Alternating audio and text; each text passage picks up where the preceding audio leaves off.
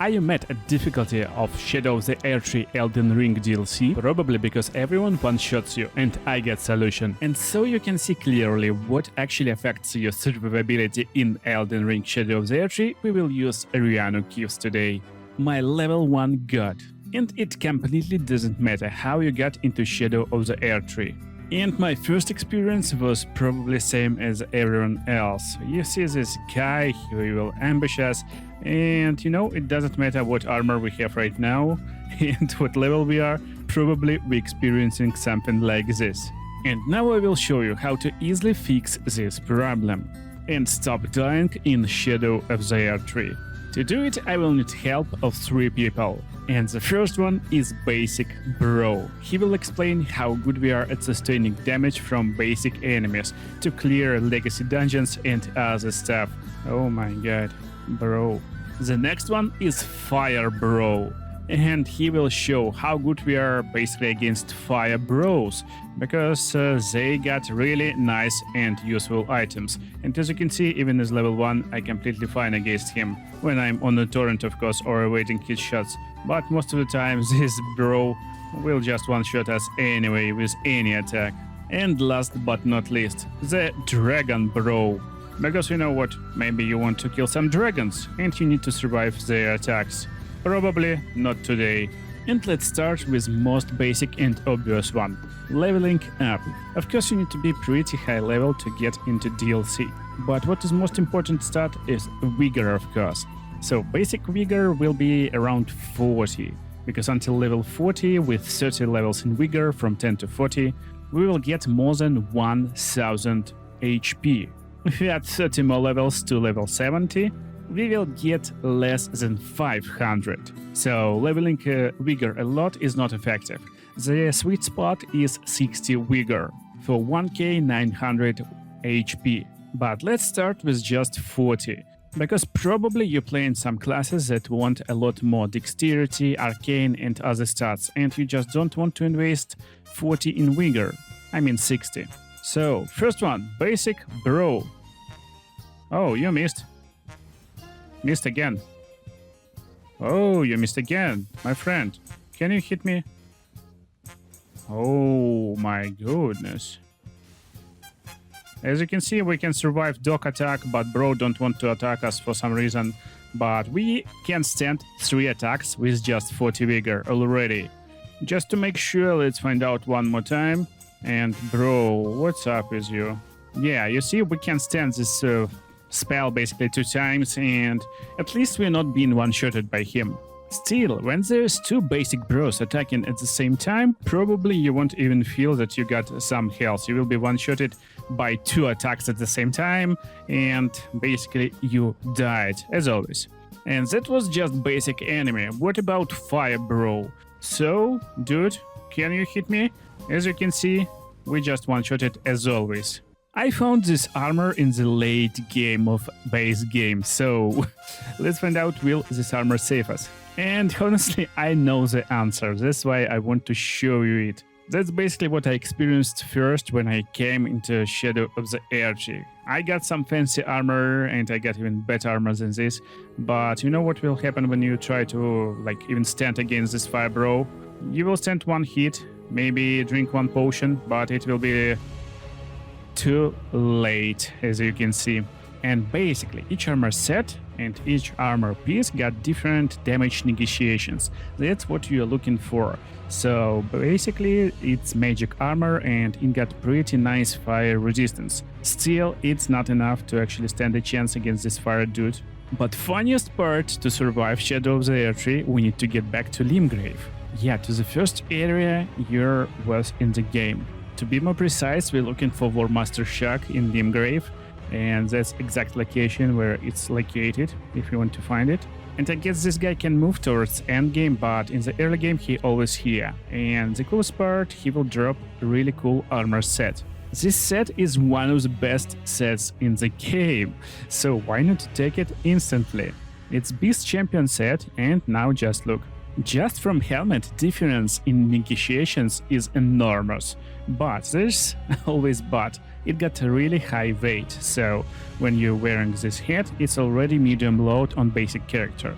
When you're wearing this armor, dude, just look at the numbers. It's insanely high, especially versus physical damage. And same goes for our greaves, of course, for hand gear, and same goes for our leg gear.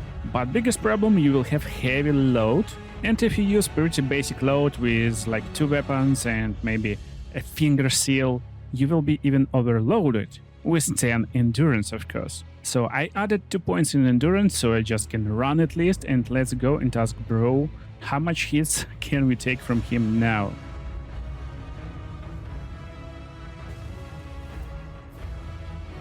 So as you can see, we're taking 4 hits from bro and dog, and it was only 2 hits before, so now we can easily take 4 hits. This means that our protection raised by 100%.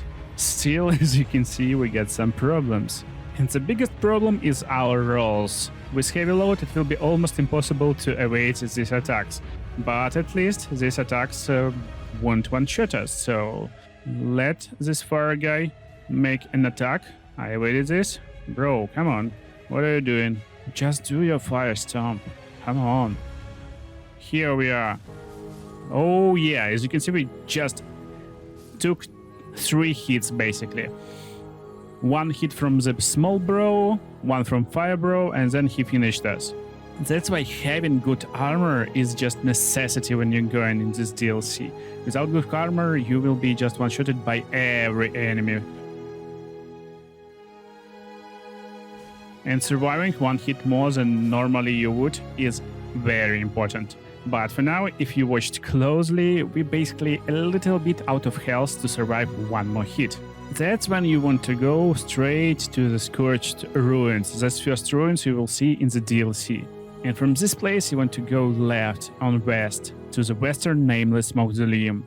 It's pretty easy to find, and there will be a boss over here, but you already can stand a few hits.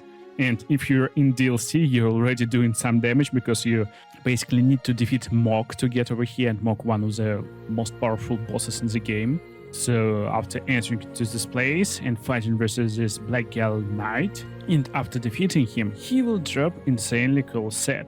So Beast Champion set got pretty nice stats, but look, it's just better. It's better in all aspects. And armor even more better. Not by a lot, but still like really cool armor. But the weight is insanely high. So solution for this is actually pretty simple. You need to raise your endurance. And sweet spot I found is basically 50 endurance at least. So as you can see, we are medium load right now. But it will depend on weight of your weapons. So for some builds it will be 55. But by keeping your endurance at 50 and vigor to 60, we basically get an insane amount of survivability over here in DLC.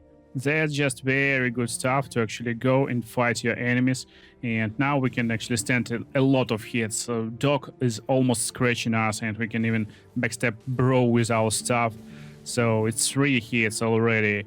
4 hits. Oh, come on. You're a joke to me. 5 hits. 6. Yeah, 6 hits is more than enough in the Elden Ring, actually. But do we stand a chance against a boss bro like this? So let's find out. Renala is really tough guy, but 2 hits taken 4. Yeah, that was like kind of 5, 6, 7, 8. I mean, we're fine. So it's level 90, pretty good survivability, but we need to do some damage. And I guess just by spending 50 points in strength, dexterity, or other attributes that you're scaling damage with, you will be fine. So level 140 is more than enough to actually survive DLC. You can be a little bit lower. Again, you can have like 30 endurance, like 35 maybe for Beast Champion set. And vigor not 60 but 50, so you can just balance it out. But there's more tips how to survive even more. For example, we will go to the right side of the map into the Fort Reprimand. And here, from exactly this site of grace, we need to go down into the castle. Avoid guards, because who cares about them? We can stand a hit right now. But here is the secret passage in the cages. Basically, we want to jump on cages And now we're going over here, and there will be a chest. Yeah, secret room, guys, secret room. What's in the chest? It's insanely cool item. Flame Drake Talisman +3. There's a bunch of talismans like this in DLC. And by getting right talismans in your gear, it's just insanely useful stuff. I can't stress how much it's important. That's why in DLC I actually recommend to mix your talismans. You know, enemies in basic Elden Ring was pretty hard, but they never actually one-shot you most of the time. So we could run a lot of like glass cannon builds and feel fine. But here in Shadow of the Erdtree, guys, I don't know, I can't run glass cannon builds. It's insanely hard. But getting right talismans against the right enemies, look, we don't even care. We don't even care about his attacks. No, you won't even touch me, bro. But you can, go. Touch me. Let's do it. Oh no. Go, grab me, bro. We can stand 3 hits. 3 hits on this dude. That's crazy. Go. Oh, I'm not even feeling your damage. Come on. Oh, I'm not even scared. My flame, bro. I'm your lord. Yeah, guys, so that's basically what you're doing and what you need to do to sustain crazy amount of damage. Let's do it. So with flasks, I can basically stand here for all day and won't have any trouble fighting him. And this enemy looking for me like a joke right now. I mean, like, whoa, who cares? No, actually, I care a little bit. But we can stand like 2 hits in a row and have time to drink some flasks and be at full health, basically. That's crazy. That's just crazy. Yeah, he got me. And just look. I guess you never saw that you can survive this stuff. Bro. Oh. No, I haven't survived. It happens. I guess we need medallion to drop from the high ground. And boss bro, I mean, the boss bro will look more like a joke bro, probably.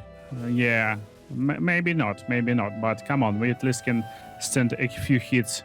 So, I mean, I'm not stressing too much when I get this much defense. So we can stand like full combo and survive. That's crazy. Yeah, I won't be able to send some one-shot like full moon abilities and other stuff, but come on. We can send like few daggers, even we can like lose some rolls and most like powerful attacks. That's crazy. Like, so this setup will at least give you some time to learn attacks and learn how to evade enemies and actually to play the game and not being one-shotted every time. But there's one more tip how to become even more powerful and to sustain even more damage. So there's a lot of places, they will be marked on the map like this. And there will be basically a sign, and you probably know what is it, and that's of course Erdtree fragment. So collect as much as possible, and that's easiest way how you can find them. And these Erdtree fragments can be anywhere. For example, this guy also got Erdtree fragment. He's trying to run away from us, but look, he will drop silver horn and also Erdtree fragment. And then when you're resting at Site of Grace, go into Shadow Realm Blessing and just apply your blessings. So I got a lot of them by getting all I know. And now when we go into status, we will see that all our stats is yellow, especially stats that gives defense. And don't forget there's crystal tiers that give you damage negotiation. I don't want to touch on buffs today because I don't like using defensive buffs, but let's find out how good can we survive with Wondrous Physique right now against this dude with a lot of Erdtree fragments.